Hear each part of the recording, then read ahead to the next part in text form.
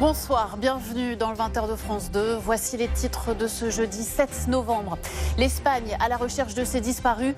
Une semaine après les inondations meurtrières dans la région de Valence, 93 personnes manquent toujours à l'appel. Rencontre avec des familles plongées dans l'angoisse. La promesse des énergies vertes, 2,6 milliards d'euros investis. 3 nouvelles usines, dont une raffinerie de lithium, vont ouvrir sur le port du Havre, avec à la clé la création de 640 emplois. Aux États-Unis, Joe Biden promet une transition pacifique et ordonnée après la victoire de Donald Trump. Chez les démocrates, on digère mal la défaite, les critiques fusent. Notre grand format du soir enquête sur un phénomène qui s'aggrave dans nos villes. De plus en plus de familles avec enfants et même des nourrissons vivent dans la rue. Et puis c'est la course la plus dangereuse du monde. Les skippers du Vendée Globe s'élanceront dimanche des Sables-d'Olonne. Retour sur les moments les plus intenses de ce tour du monde à la voile que l'on surnomme l'Everest des mers. C'est une attente interminable dans laquelle elles sont plongées depuis une semaine maintenant. En Espagne, de nombreuses familles de disparus sont toujours à la recherche de leurs proches. Une semaine après les inondations qui ont fait au moins 219 morts, 93 personnes manquent toujours à l'appel. Luc Lacroix, Hippolyte Rioux de Cosquer. Sur des kilomètres de terre retournée, c'est une tâche immense, presque impossible, retrouver les disparus. Parmi ceux qui cherchent sans relâche, Enrique Rosa. Ses parents ont été emportés par les eaux sous ses yeux. Il faut que je les trouve, à tout prix. Carmen et Manuel avaient 84 et 87 ans. Voilà à quoi ressemblait leur maison avant. Et voilà ce qu'il en reste aujourd'hui. Plus un mur debout. On distingue à peine les escaliers qui menaient à l'étage. Aucun espoir de les retrouver vivants, mais impossible de rester sans rien faire. Alors, Enrique cherche depuis 9 jours. Effondré, il tient à nous dire qu'il a tout tenté pour les sauver. D'un coup, l'eau est montée d'une dizaine de mètres, chargée de troncs déracinés, de pins. Un des pins a percuté la maison et l'eau est entrée et ils ont coulé. Une douleur qu'il partage avec son frère. Ils n'espèrent qu'une chose, pouvoir un jour enterrer leurs parents. Ne pas pouvoir les retrouver, c'est le plus dur. Ils auraient pu mourir de vieillesse parce qu'ils sont âgés, mais ne pas les trouver, tu ne sais pas quoi faire. La zone de recherche mesure plusieurs kilomètres carrés. Des volontaires par dizaines, un hélicoptère et même des chiens de recherche. Des moyens qui semblent toutefois insuffisants à Jonathan Pérez, car la commune de Torrente a d'autres disparus. Ils étaient là, exactement là. La disparition d'Izan et Ruben a ému toute l'Espagne. Sur la porte de leur chambre, leur nom encore affiché, un camion a percuté leur maison. Une vague d'eau est entrée. Ils ont été emportés. Leurs corps sont toujours introuvables. C'est la tristesse. C'est la tristesse, la désolation. C'était des enfants très petits. Ils commençaient à peine à vivre. Et à cause d'un manque de coordination pour prévenir les habitants, les enfants ne sont plus là. Officiellement, il y a 93 disparus. Une partie d'entre eux est peut-être parmi les 54 corps retrouvés, mais toujours pas identifiés. Les médecins légistes ont prévenu, identifier ces corps risque d'être long. Les corps ont été immergés. Souvent, les empreintes digitales ne sont pas utilisables. Il faut donc recourir à l'ADN ou aux empreintes dentaires. Et ça prend plus de temps. C'est le procès du logement indigne qui s'est ouvert aujourd'hui à Marseille. 6 ans après l'effondrement de 2 immeubles qui avaient fait 8 morts, 16 personnes comparaissent devant la justice depuis cet après-midi. Noémie Dahan avec Alexandre Lépinet et Christophe Larocca. Ils sont les parents, les enfants, les cousins des victimes de l'effondrement de 2 immeubles de la rue d'Aubagne. Tous ont perdu un être cher et sont en quête de vérité depuis 6 ans. Lui est le fils d'Ouloumé Hassani. Sa mère habitait au premier étage du numéro 65. Je vivais avec elle. On a eu la chance qu'on n'y était pas ce jour-là. J'étais parti travailler et mon petit frère il était à l'école. Elle est la cousine de Chérif Zemar, 36 ans. Son corps a été retrouvé 5 jours après l'effondrement, dans les décombres. C'était un père, c'était un fils. Et on sera là même dans 15 ans, dans 20 ans. Moi, tant que j'aurai la santé, je militerai pour lui, pour sa mémoire. Le 5 novembre 2018, 2 immeubles de la rue d'Aubagne s'effondrent. 8 personnes meurent sous les décombres. Des bâtiments vétustes, mal entretenus, dans un quartier populaire de Marseille. Pourquoi ces immeubles se sont-ils écroulés? C'est la question à laquelle vont devoir répondre 16 prévenus. Parmi eux, ce propriétaire. La justice lui reproche de ne pas avoir fait des travaux suffisants. Cet architecte, soupçonné d'avoir mené une expertise bâclée. Un syndic, mais aussi cet élu de l'ancienne municipalité de Jean-Claude Gaudin, en charge alors de l'habitat insalubre. Selon son avocat, il n'a pas manqué à ses obligations. Il est venu dire et répéter ce qu'il dit depuis sa mise en examen, c'est-à-dire depuis 2020, que en ce qui le concerne, il n'a pas failli à sa mission de service public et qu'il n'a pas failli, mais surtout il a très bien rempli. Les prévenus sont poursuivis pour homicides et blessures involontaires. Ils risquent jusqu'à 10 ans de prison. Les débats vont durer jusqu'au 18 décembre devant le tribunal correctionnel de Marseille. Une vaste opération de police contre le narcotrafic. 14 personnes ont été interpellées en Ile-de-France et dans les Bouches-du-Rhône. Le ministre de l'Intérieur Bruno Retailleau et celui de la Justice Didier Migaud seront demain à Marseille pour présenter de nouvelles mesures contre le narcotrafic. Une des clés dans cette lutte, remonter les routes de la drogue qui passent de plus en plus par les Antilles. La Martinique est ainsi devenue ces dernières années une plaque tournante du trafic. Manon Martel et Arantxa Belderrain. Dans le viseur de la Marine nationale, des voiliers comme celui-ci, suspectés de transporter de la cocaïne au large de la Martinique. Il y a toujours quand même un petit stress, hein. C'est pas anodin de faire ça de jour, de nuit. Ce jour-là, les soldats s'entraînent en conditions réelles. Chaque détail compte. Une dizaine d'hommes interpellent les supposés trafiquants. Les autres militaires veillent sur leurs collègues. Nous, on est là pour les protéger. Donc vraiment, c'est pour éviter qu'il y ait quelque chose, que tout se passe bien. En toute sécurité, la fouille peut commencer. Pas de cocaïne apparente. Mais après quelques minutes de recherche... Un paquet suspect, 2 paquets suspects, ici en fouillant. Donc après, en fonction de la quantité, parfois, c'est pas du tout caché. Mais ça peut être dans n'importe quel recoin, et notamment sur un bateau. Comme vous le voyez, il y a plein de petits recoins, de petits tiroirs. Lorsqu'il y a 2 paquets, ça peut se trouver un peu partout dans le bord. Ces entraînements sont indispensables car les quantités de cocaïne à bord ne font qu'augmenter. En mai dernier, l'armée intervient de nuit en plein océan Atlantique sur ce bateau de pêche. 5 personnes sont arrêtées, 1,5 tonne de cocaïne retrouvée.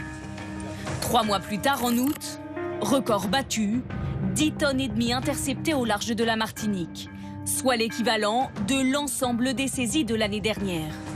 En un an, le bilan a plus que doublé, déjà 28 tonnes retrouvées depuis janvier. Alors, que deviennent ces saisies? Le temps de l'enquête judiciaire, la drogue est entreposée dans ce lieu tenu secret. Rien n'est laissé au hasard par les réseaux. On est en présence de ballots, ça va faire autour d'une trentaine de kilos. L'idée, c'est d'avoir un poids qui permet, je dirais, d'être transbordé facilement, qui peut être aussi facilement jeté par-dessus bord en cas d'action des forces. Ces ballots seront ensuite détruits par l'Office anti-stupéfiants. Comment expliquer cette intensification du trafic au large de la Martinique? La drogue, produite en Amérique latine, partait initialement vers les États-Unis. Elle y est désormais moins demandée, concurrencée par des drogues de synthèse. Désormais, les bateaux passent par les Antilles et mettent le cap vers l'Europe. Il faut donc les arrêter le plus rapidement possible. La France unit ses forces avec plusieurs pays de la zone Caraïbe. On travaille beaucoup avec les Américains, avec la Colombie, avec la Barbade, Trinité et Tobago. Il faut intercepter la cocaïne au plus tôt.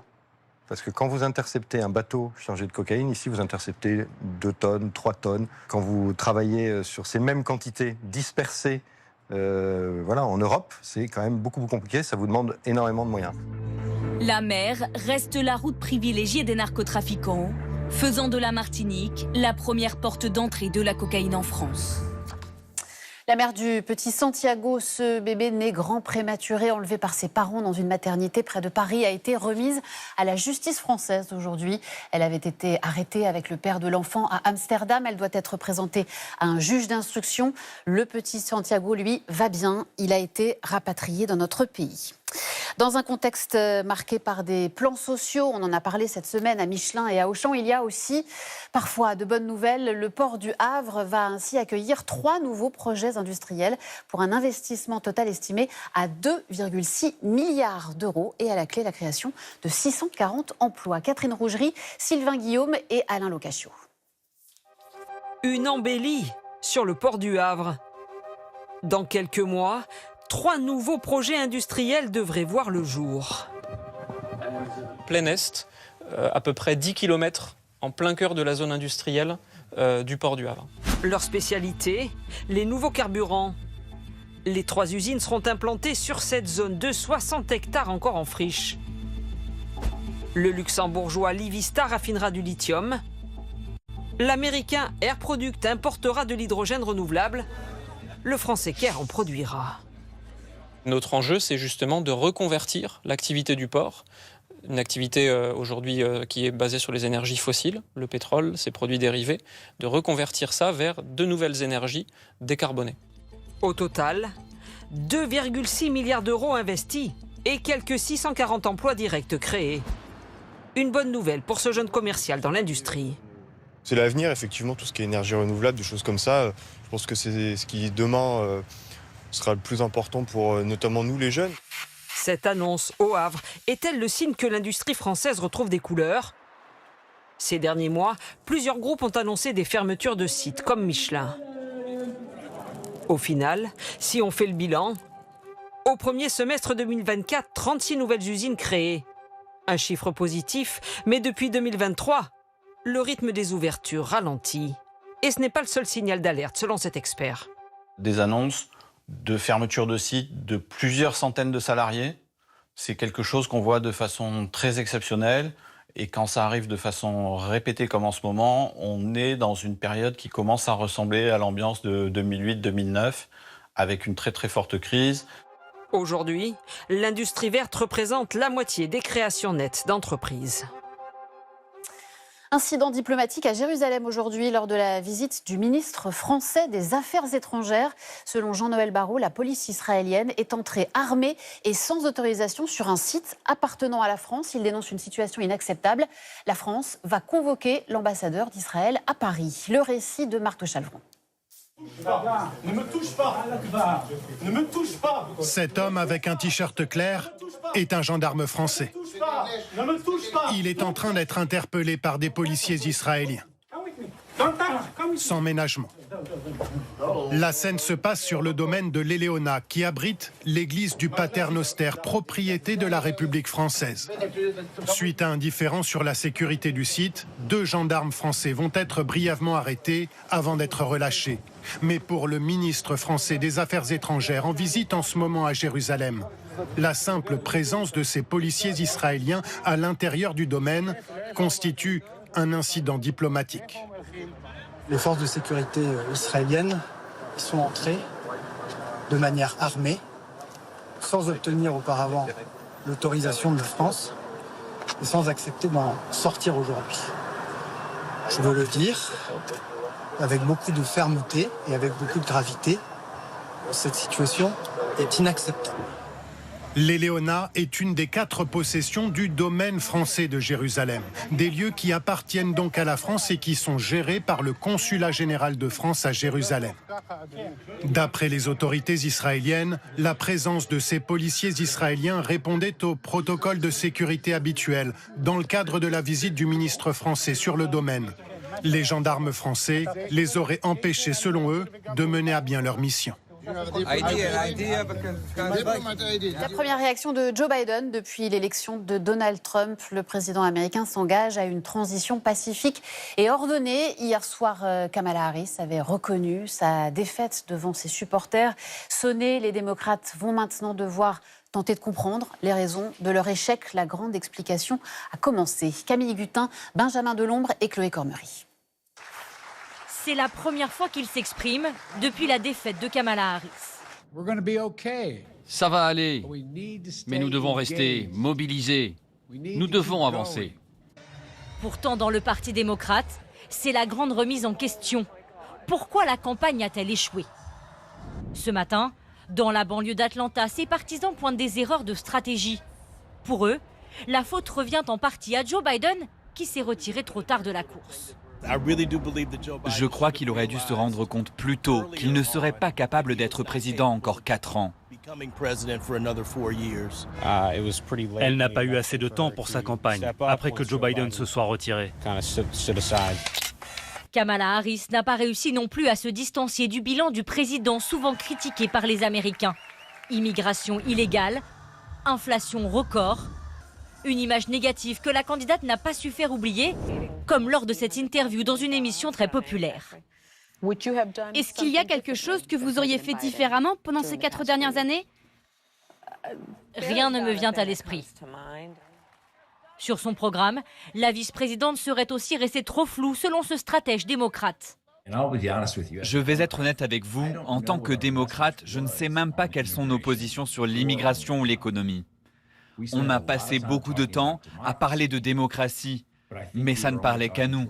Ce n'est pas la priorité des Américains.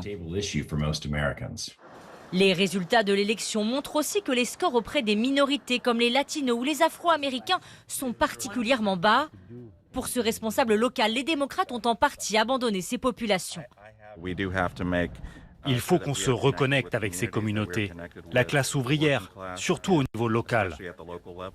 Ça nous permettra de rétablir des liens avec eux. Il faudra plusieurs mois aux élus pour comprendre les raisons de cet échec. Un travail nécessaire si les démocrates veulent un jour espérer reprendre le pouvoir. Et ce matin, Emmanuel Macron a réagi à l'élection de Donald Trump à l'occasion du sommet des chefs d'État et de gouvernement européens qui se tient à Budapest. Il évoque un moment décisif pour l'Europe, notamment en matière de défense. L'Union européenne a fait énormément de travail ces dernières années. On en a encore beaucoup à faire pour financer, pour construire. L'OTAN a évidemment un rôle pilier clé, qui a eu un réveil stratégique que nous devons assumer de nous, Européens. On n'a pas à déléguer pour l'éternité notre sécurité aux Américains. Bonsoir Valérie Astruc, vous êtes sur place à Budapest. On a entendu Valérie, le président Macron. Est-ce que son avis est partagé par les autres dirigeants européens ? Eh bien, disons que le ton des autres dirigeants est un peu moins martial, plus conciliant. La présidente de la Commission européenne a appelé à renforcer le lien transatlantique tout en précisant que les Européens savent s'unir. Volodymyr Zelensky, invité aujourd'hui, a souhaité une Amérique plus forte, une Europe aussi plus forte, tout en rappelant bien sûr que toute concession à la Russie serait suicidaire. Même Viktor Orban, qui reçoit ce soir à dîner les Européens au Parlement hongrois, a baissé d'un ton. Il s'est gardé de répéter qu'il était satisfait de la victoire de Donald Trump. Viktor Orban qui se rêve en faiseur de paix puisqu'il a une ligne directe avec son ami américain. On lui prête même l'intention d'organiser une visioconférence avec Donald Trump, mais ce qui n'est pas au goût de tout le monde ici à Budapest. Merci beaucoup Valérie Astruc. Et il manquait un invité aujourd'hui à Budapest. Le chancelier allemand Olaf Scholz est resté à Berlin pour gérer la crise politique suscitée par l'éclatement de sa coalition gouvernementale. La rupture est actée avec les libéraux et l'Allemagne rentre dans une période d'incertitude. Des élections législatives anticipées pourraient avoir lieu au début de l'année prochaine. La Californie n'en a pas fini avec la saison des feux. Plusieurs incendies se propagent actuellement près de Los Angeles. Les flammes se rapprochent à grande vitesse des habitations. Les autorités ne cachent pas leur inquiétude. Aux États-Unis, Franck Genozo. Tout un quartier traversé par les flammes. Alors que la nuit tombe, le feu dévore des dizaines de maisons dans la petite ville de Camarillo. Les pompiers sont impuissants. Vu du ciel, la ligne de démarcation nette entre les quartiers déjà touchés et ceux vers lesquels l'incendie s'avance. Les habitants n'ont eu qu'une poignée de minutes pour évacuer. On a eu du mal à sortir du piège. Le feu n'était qu'à 300 mètres de nous. Et on n'arrivait pas à trouver de porte de sortie, avec la fumée et les flammes sur le bord de la route. Le feu a pris dans une région montagneuse, située au nord-ouest de Los Angeles. Favorisé par une sécheresse exceptionnelle et des rafales de vent à plus de 100 km/h, il a progressé vers les zones habitées. Ici, les résidents se précipitent sur les routes, provoquant un gigantesque embouteillage, alors que les flammes se rapprochent dangereusement. Pas de victimes, quelques blessés légers, mais des milliers de maisons détruites. On a emménagé ici en 1967 et on n'avait jamais vu un incendie pareil. Un brasier incontrôlable et imprévisible avertissent les autorités. Si vous recevez un ordre d'évacuation, partez. Ce n'est pas un incendie où on peut rester tranquillement chez soi en attendant de voir. Votre maison est remplaçable, vous ne l'êtes pas. Partez. Les conditions météorologiques devraient légèrement s'améliorer dans les heures qui viennent. Mais en Californie, 25 millions de personnes restent ce soir dans une zone placée en alerte rouge au risque d'incendie. Avec le réchauffement climatique, ces incendies se multiplient et les dernières données ne sont pas rassurantes. En 2024, la température annuelle devrait dépasser de plus de 1,5 degré celle de l'ère pré-industrielle. Cette année s'annonce très probablement comme celle la plus chaude jamais enregistrée. Nous allons y revenir dans quelques instants. Mais d'abord, cette question, comment pourrons-nous vivre dans un monde à 50 degrés ? C'est une expérience insolite, vous allez le voir, à laquelle se sont prêtés nos journalistes Victor Frédéric et Juliette Jonas. Tester son corps en affrontant des températures extrêmes. Dans la chaleur du désert, l'explorateur Christian Clot en a fait l'une de ses spécialités. Une expérience qu'il nous permet aujourd'hui de découvrir grâce à ce camion de sa création. Bonjour Christian. Bonjour, ça va? Merci de nous accueillir. Très heureux. Alors c'est vraiment une expérience qui permet de vivre le climat du futur pendant une trentaine de minutes. À peine à bord, la chaleur s'abat sur nous. Dans le futur alors? Bienvenue dans le futur. Là, vous êtes à 50 degrés Celsius. On le sent. Et dans cette fournaise, je démarre par un peu d'exercice. 10 minutes sur un tapis à 4 km/h. Là, si on voulait courir, alors il y a des gens qui testent parfois la course, mais rarement très longtemps. Un petit échauffement qui passe sans problème avant une épreuve en théorie encore plus facile. Des jeux d'enfants, et pourtant impossible d'en venir à bout sous l'effet de la chaleur. C'est juste nul même à 30 degrés. En général, avec la chaleur, on est un tout petit peu moins agile, on est moins patient par exemple. Ce qui me rassure, c'est que je ne suis pas le seul à connaître des difficultés. Au bout de quelques minutes seulement, ce groupe de collègues sue déjà à grosses gouttes. Je vais enlever la chemise, je suis désolé. Et leur cerveau semble tourner au ralenti. Je réalise que j'ai mal lu la question, donc j'étais toute contente d'avoir fait quelque chose. En fait, j'ai juste fait un petit... Et là, je me rends compte que je ne sais même plus ce que je dis. Pour eux, cette expérience est aussi l'occasion d'une prise de conscience. Celle d'un futur climatique pas très enviable. Non, c'est pas des conditions soutenables pour travailler ou faire des loisirs ou... Vivre, tout simplement. Ou vivre, oui. Là, c'est même pas vivable, en fait. Après 30 minutes à l'intérieur, la sortie est un soulagement. Enfin dehors. Enfin dehors. Une délivrance qui ne sera pas possible quand il fera 50 degrés à l'ombre dans nos rues. Quand on rentre dans l'expérience, il y a beaucoup de gens qui pensent « mais j'ai déjà vécu 50 degrés ». Mais ils confondent le côté à l'ombre ou au soleil. Et quand ils en sortent, ils réalisent qu'on n'est pas du tout préparé, on n'est pas fait pour ce genre de température. Et aujourd'hui, on ne pourra pas les éviter, mais on peut éviter qu'elles soient trop récurrentes et trop longues dans le temps. Ces températures extrêmes sont attendues en France d'ici 2050. Pour limiter cette hausse incontrôlable du thermomètre, la seule solution reste la baisse drastique des émissions de gaz à effet de serre. Et oui, on n'est pas préparé et pourtant la vie sous 50 degrés dans certaines parties du monde, ce n'est pas de la fiction. Bonsoir Simon Ricotier. Bonsoir. Ces températures, elles ont déjà été plusieurs fois atteintes et même dépassées cette année. Ah oui, regardez, 55 degrés, c'était en juillet dernier dans la vallée de la mort aux États-Unis. En Arabie Saoudite, à la Mecque, près de 52 degrés. Et puis, regardez ce chiffre, moins 25 degrés. Alors cette fois, c'est en hiver, c'est en Antarctique, mais c'est 30 degrés de plus que la normale. Alors 2024 est bientôt terminé et on en est quasi sûr désormais, ce serait l'année la plus chaude jamais enregistrée. Regardez sur ce graphique, chaque colonne représente l'écart de température avec l'ère pré-industrielle. Et pour la première fois cette année, nous serons à plus d'1,5 degré de différence. Souvenez-vous, 1,5 degré, c'était l'objectif à ne pas dépasser selon l'accord de Paris en 2015. Et ça veut dire que cet objectif, il est définitivement enterré ? Alors non, car il faudrait que la hausse dépasse 1,5 degré pendant plusieurs années pour que l'on considère cette limite franchie. Néanmoins, il y a peu d'espoir et celui-ci s'est encore amenuisé hier avec l'élection de Donald Trump. Il a promis de relancer la production de pétrole et de gaz, de démanteler les projets éoliens et de sortir de l'accord de Paris. Résultat, les émissions de gaz à effet de serre des États-Unis ne baisseront pas assez rapidement. Voici, regardez, en jaune, l'objectif que s'est fixé le pays et en rouge, la trajectoire qu'il prend si Trump suit son programme. Merci Simon Ricotier. C'est un trafic en pleine expansion. Des plaques funéraires en mémoire de soldats de la Première Guerre mondiale sont volées puis revendues sur Internet. Des bénévoles tentent de les récupérer, vous allez le voir, pour les restituer à leur famille. Jocelyn Debroux et David Fossard.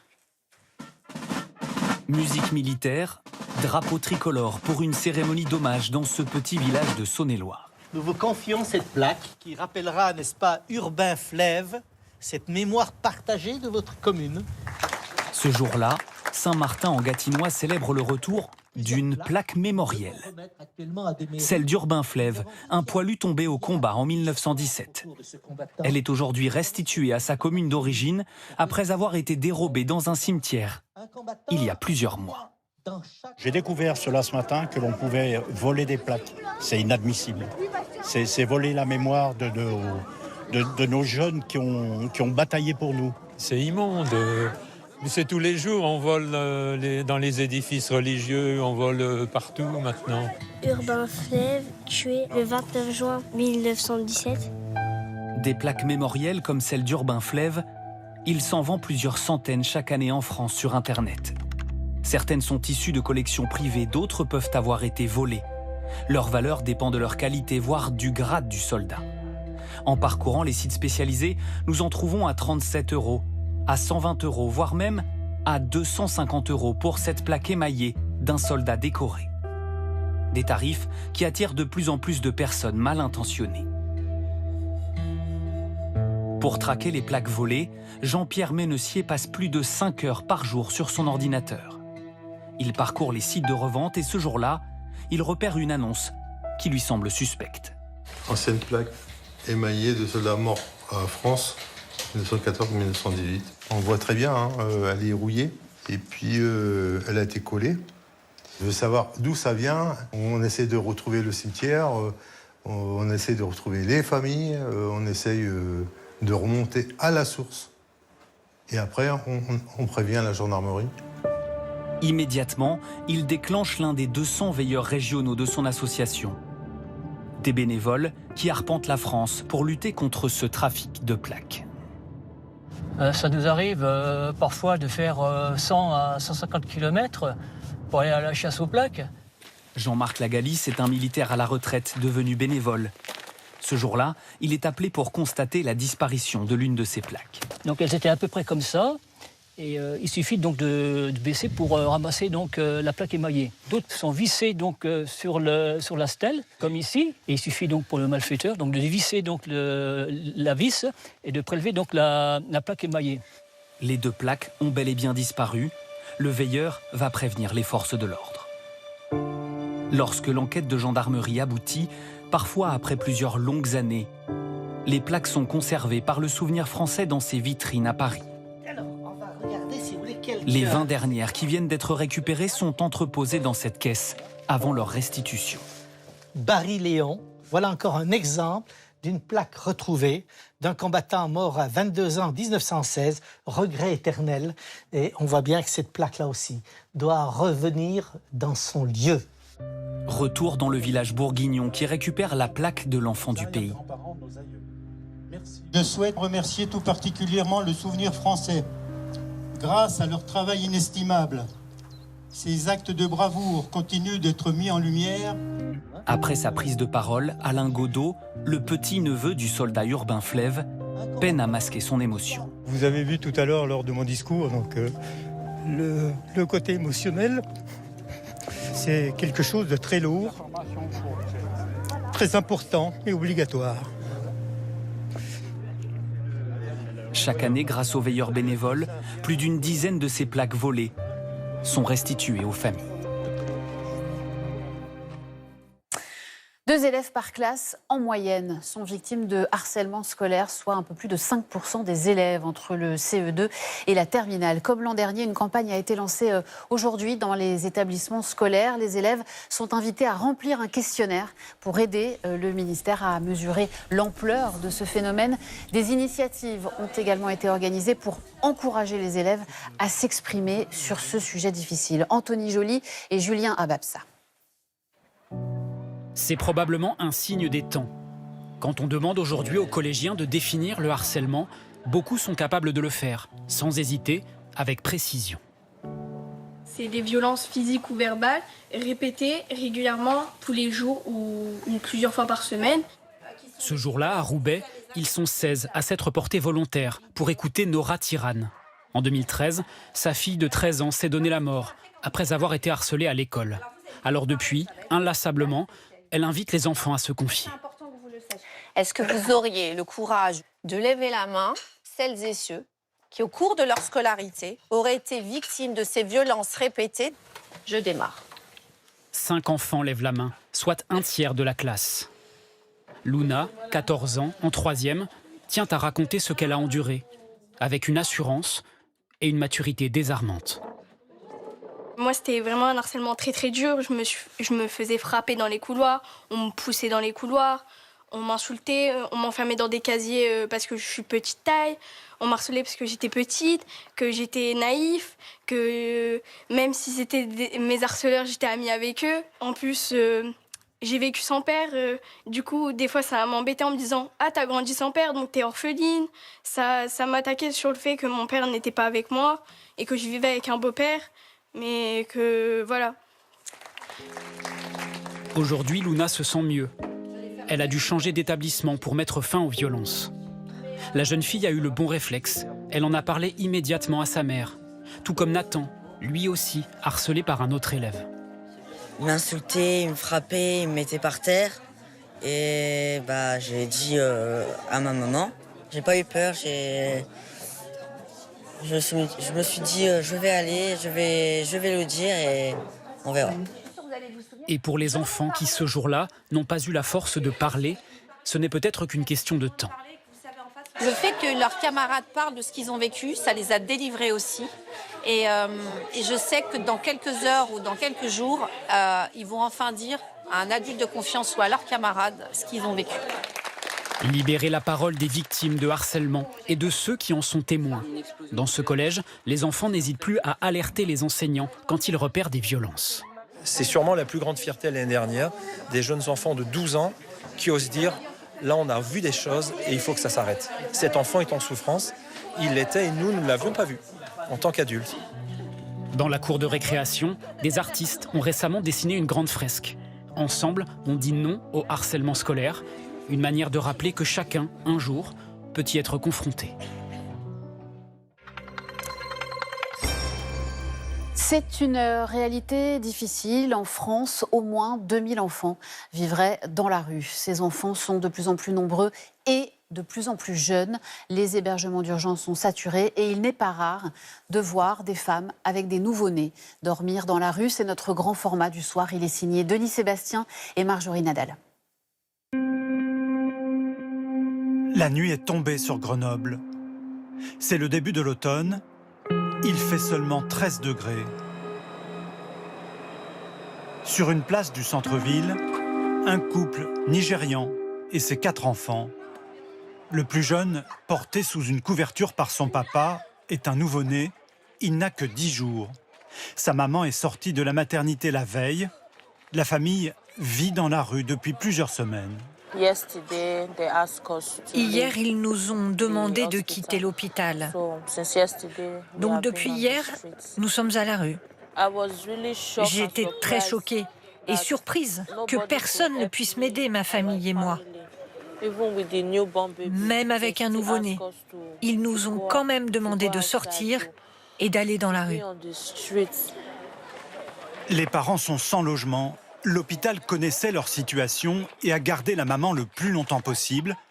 Mais au bout de 10 jours, faute de place d'hébergement, la jeune femme a dû retourner à la rue avec son nouveau-né et ses enfants. Je suis très, très fatiguée parce que ce n'est pas confortable du tout. Ce n'est pas sûr. Je suis fatiguée. J'ai vraiment besoin d'aide pour ma famille et moi, pour trouver un toit. Après plusieurs heures passées avec elle, la famille nous demande de la laisser. Elle va s'installer pour dormir dans un lavomatique. Les parents n'ont pas souhaité que nous filmions ce moment. Le lendemain matin, 2 des enfants scolarisés seront présents en classe malgré tout. À Lyon aussi, des nouveau-nés vivent dans la rue. L'hébergement d'urgence est saturé, les campements se multiplient. De plus en plus de familles, avec parfois de très jeunes enfants, sont dehors, faute de place disponible. Je voulais juste faire le point sur vos situations à vous 4, là, parce que vous êtes les 4 mamans du collectif avec des petits bébés en ce moment. Ces mamans, avec leurs nourrissons, alternent entre squat, foyer et séjour à la rue. Qui est-ce qui va à la PMI ici? Tu y vas, toi, à la PMI? Un collectif de soutien aux femmes isolées les aide dans leur démarche. C'est difficile, Juliette. Mais je sais bien. Nous, le corps sont durs, mais le corps, c'est pas encore dur avec le froid. Grippe, bronchite, j'ai peur pour mon fils. On a 361 enfants sur la métropole qui dorment dehors. C'est 2,5 fois plus qu'il y a 5 ans à la même période. Il y a une explosion de la misère, du sans-abrisme. Et au sein de la population sans-abri, il y a une proportion de femmes et d'enfants qui est en très très nette augmentation. Et c'est extrêmement inquiétant. Parmi les femmes présentes, Aïcha, demandeuse d'asile avec son bébé d'1 mois. Originaire de Guinée-Conakry, elle est arrivée en France il y a 1 an après avoir traversé la Méditerranée jusqu'à Lampedusa. Après son accouchement, elle a passé plusieurs nuits à la rue. Vraiment, c'est pas facile. C'est pas facile, surtout dormir dehors. Les 2 nuits que j'ai fait dehors, je sais comment j'ai passé. Donc, je ne souhaite pas le refaire. Ces 2 nuits dehors, Aïcha nous conduit quelques jours plus tard à l'endroit précis où elle les a passées. Son bébé était né 2 semaines plus tôt par césarienne. Vous avez dormi où? Là, ici. Ma poussette de mon bébé était là. Et puis, je me suis assise sur la couverture jusqu'au matin. Et j'ai continué à appeler le 115. Je ne pouvais pas dormir parce que mon bébé était à côté, parce que j'avais peur que les gens viennent m'harceler, tout ça là. C'était au début du mois d'août, en pleine canicule, dans un quartier résidentiel dans lequel elle s'est retrouvée par hasard. Une riveraine va lui venir en aide. Depuis sa fenêtre, elle remarque cette femme dehors avec son nouveau-né. Je l'ai vue juste là. Elle faisait l'aller-retour comme ça. Je lui ai donné de l'eau parce qu'elle avait soif. Je lui ai donné des lingettes pour les bébés. J'ai tout de suite appelé le SAMU. Ça vous a choqué de voir? Un petit, quand même, oui, parce qu'un bébé, un nouveau-né comme ça... Un choc pour les riverains, mais aussi pour les personnels soignants. Au cours de l'été à Lyon, au moins 6 femmes ont vécu dans la rue alors qu'elles venaient d'accoucher. Cette assistante sociale qui souhaite garder l'anonymat travaille dans une maternité. Elle a dû annoncer à une maman qui venait de donner naissance à un petit garçon qu'elle allait devoir retourner à la rue. Lorsqu'elle a accouché, je suis allée la voir dans sa chambre pour lui confirmer qu'on n'avait pas de place à lui proposer en hébergement d'urgence. Les parents sont mis à pleurer en regardant le petit garçon qui avait juste 3 jours. Et moi-même, ça a été très difficile de leur dire ça en face et de fermer la porte derrière moi en me disant « voilà, ils vont dormir à la rue ce soir ». Nous, en tant que travailleurs sociaux, on est confrontés à des personnes qui dorment à la rue. Tous les jours, on voit des patients qui dorment à la rue. Mais un nouveau-né, c'était pas tolérable. Des moments pour les soignants qui parfois interrogent l'éthique professionnelle. Cette médecin, qui souhaite également rester anonyme, participe à des maraudes. Pour la première fois cet été, elle a dû soigner plusieurs nourrissons à la rue. On est en train de vraiment de rogner sur la dignité humaine. On se dit, OK, pour ces personnes-là, on va pas les mettre à l'abri, on va pas les prendre en charge, on va accepter en fait qu'ils aient des complications, des pathologies, peut-être que leur vie soit en danger. Je me dis ça, en fait, je suis inquiète de ce glissement qui est en train de se faire. J'ai peur que ça ne nous choque plus au bout d'un moment, en fait. À Lyon, c'est la métropole qui finance l'hébergement des femmes isolées à la rue. 11 millions d'euros par an, une somme multipliée par 10 en 5 ans. Ici, par exemple, des petits logements indépendants accueillent une cinquantaine de femmes et enfants. Mais devant l'inflation des coûts, cet été, les prises en charge ont été suspendues plusieurs semaines. Puis rétablies, mais avec des critères restrictifs, la métropole ne veut plus payer l'hébergement de personnes venant d'autres départements. La poussette de mon bébé était là. Nous rencontrons son président et lui montrons le témoignage d'Aïcha qui a passé 2 nuits dehors. Et moi, j'étais là, assise à côté d'Aboubacar. C'est naturellement dévastateur, ce type de témoignage. Quand un enfant, une femme tombe à la rue, c'est une de trop. Mais aujourd'hui, on va prendre avant tout les personnes liées à notre territoire et demander aux autres territoires, aux autres départements de faire le nécessaire et demander surtout au nouveau gouvernement d'apporter des solutions immédiates, de créer des places d'hébergement et surtout de long terme, de créer des logements sociaux. Actuellement, Aïcha et son fils sont logés dans cet hôtel comme d'autres femmes seules avec de jeunes enfants, prises en charge par la métropole. Une parenthèse à l'abri, mais fragile. Elle ne sait pas combien de temps elle pourra y rester, ni où elle ira après. J'espère quand même avoir un hébergement. Et cela me ferait plaisir, si je l'ai. Si je ne l'ai pas aussi, je passe mes nuits encore au dehors avec mon bébé. Et c'est la plus difficile de toutes les choses. Selon un rapport de l'UNICEF, au moins 2000 enfants vivent à la rue en France. Parmi eux, plus de 450 ont moins de 3 ans. Certains sont âgés d'à peine quelques jours. Et on vous retrouve, Denis Sébastien, à Lyon, où vous avez réalisé cette enquête particulièrement difficile. Avez-vous des nouvelles de ces femmes et de leurs bébés ? Oui, Sonia, pour ce qui concerne la première famille, celle dont la maman venait d'accoucher lorsque nous l'avons rencontrée, eh bien, elle a passé encore une semaine à la rue après notre rencontre. Elle a depuis été mise à l'abri dans une école grâce à la mobilisation d'un collectif de parents. Et ce soir encore, elle dort dans cette école avec l'accord tacite de la mairie. Pour ce qui est d'Aïcha, la jeune demandeuse d'asile qui a passé 2 nuits à la rue cet été, eh bien, elle est toujours prise en charge dans la chambre d'hôtel où nous l'avions filmée, dans l'attente d'une solution pérenne. Et c'est bien là toute la difficulté, puisque l'ensemble du système est engorgé. Nous l'avons constaté nous-mêmes lorsqu'on appelle le 115. Même les publics prioritaires parfois ne trouvent pas de place. Et à ce sujet, un rapport sénatorial tire la sonnette d'alarme. Il pointe une augmentation historique du nombre de femmes et d'enfants à la rue. Il préconise la création de 10 000 places d'hébergement supplémentaires et cible la crise du logement social qui contribue à engorger le système. C'est cela, entre autres, qui explique que ce soir encore, en France, plus de 2000 enfants dorment à la rue. Merci beaucoup, Denis Sébastien. Beaucoup moins grave, on change de sujet et on prend le large dernier préparatif avant le grand départ pour les skippers du Vendée Globe. La célèbre course autour du monde à la voile en solitaire. Ils sont 40, dont 6 femmes, et ils s'élanceront donc dimanche des Sables-d'Olonne. Course mythique surnommée l'Everest des mers pour son extrême niveau de difficulté. Elle s'est construite sur des histoires parfois tragiques, sur d'incroyables dépassements de soi également, ancrés dans nos mémoires. Hugo Capelli et Benjamin Poulain. Elle est réputée pour être la course la plus difficile. Seuls 60% des partants ont rallié l'arrivée. 3 navigateurs y ont même perdu la vie. Le Vendée Globe, un marin, seul, face aux océans, qui parfois peuvent causer quelques tourments. Jean Lecam en sait quelque chose. À 65 ans, il participe pour la 6e fois. Il aurait aussi pu y laisser la vie.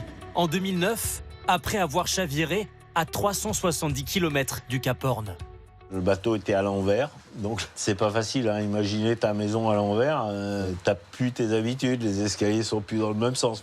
Pendant 19 heures, il attend patiemment dans le froid. J'ai enfilé ma combinaison de survie pour pas mourir d'hypothermie, tout simplement. Parce que c'est 6 degrés. Heureusement que j'ai pas paniqué, sinon je serais pas là.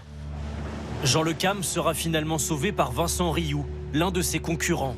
Car la course ne compte plus quand un marin lance un appel de détresse. D'ailleurs, 12 ans plus tard, l'histoire s'inverse.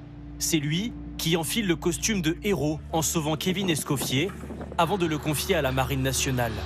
Ok, merci. Autant de moments qui ont fait la légende du Vendée Globe. Lors de l'édition 1996, ce sont les tempêtes qui brisent les rêves de Tour du Monde. Raphaël Dinelli est en perdition au sud de l'Australie. 36 heures dans une eau glacée, Le marin s'accroche sur ce qu'il reste de son bateau. Un navigateur parvient à le récupérer. Thierry Dubois, lui, chavire. Sa vie est en sursis. Un avion le repère, largue des canaux de survie. Il est finalement sauvé par la marine australienne. Tout comme Tony Bullimore, qui embrasse ceux qui lui ont sauvé la vie, très marqué par cet événement traumatisant. Je n'aurais jamais pensé que je serais encore là. J'ai déjà vécu des situations vraiment compliquées dans ma vie, mais là c'était la plus dure. Le Vendée Globe est une aventure à risque, où l'on ne peut compter que sur soi-même. En 1992, Bertrand de Broc doit recoudre sa langue déchirée. Une séance d'autochirurgie avec l'aide à distance de Jean-Yves Chauve, le médecin de la course. Donc voilà une trousse typique des trousses qu'utilisaient les marins du Vendée Globe.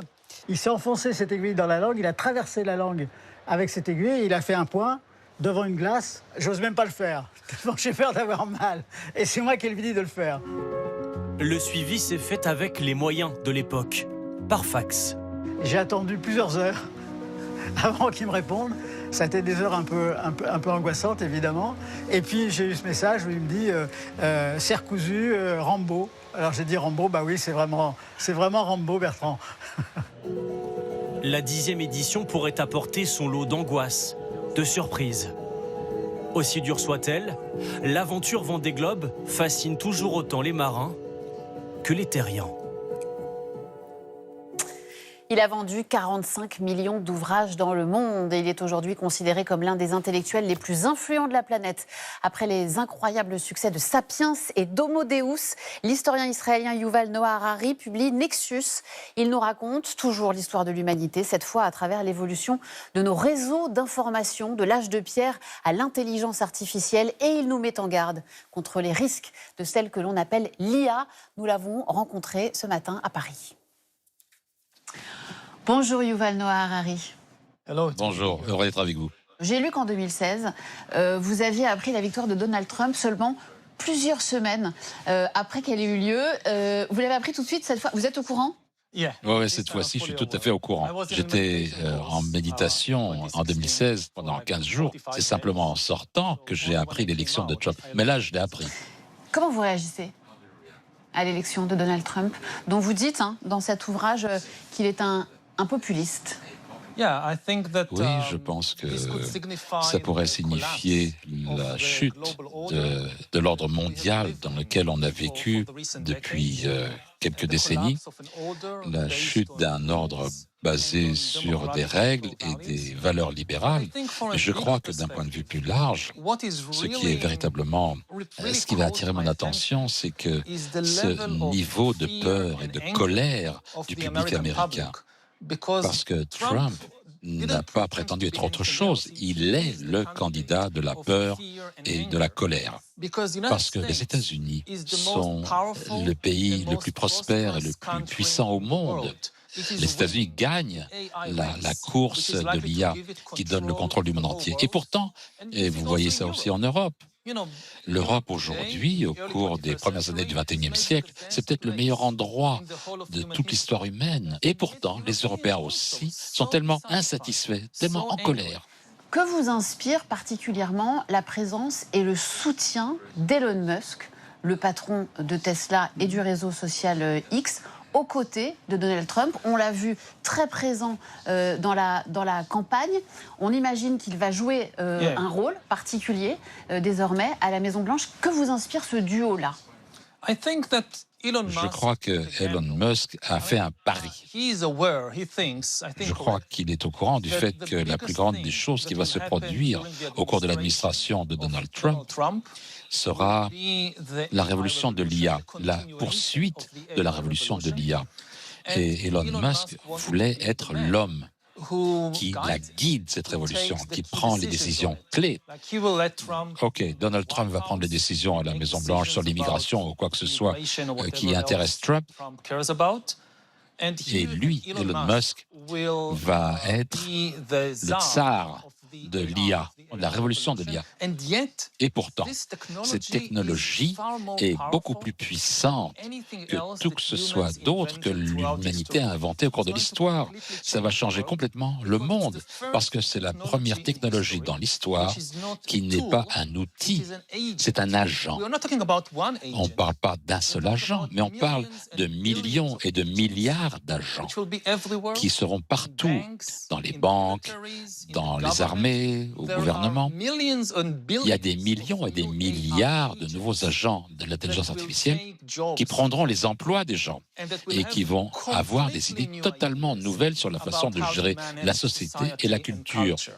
Parmi les risques que vous pointez, il y a celui d'une sorte de nouveau régime totalitaire qui serait dirigé par une intelligence artificielle. Est-ce que vous pouvez nous expliquer à quoi ressemblerait ce monde ? La différence faite par l'IA pour les régimes totalitaires, c'est que ça rend possible de suivre tout le temps, tout le monde, chacun. C'était le rêve de tout dictateur au cours de l'histoire. Suivre, surveiller les gens, tout le monde, tout le temps. Personne ne pouvait le faire, ni Staline, ni Hitler.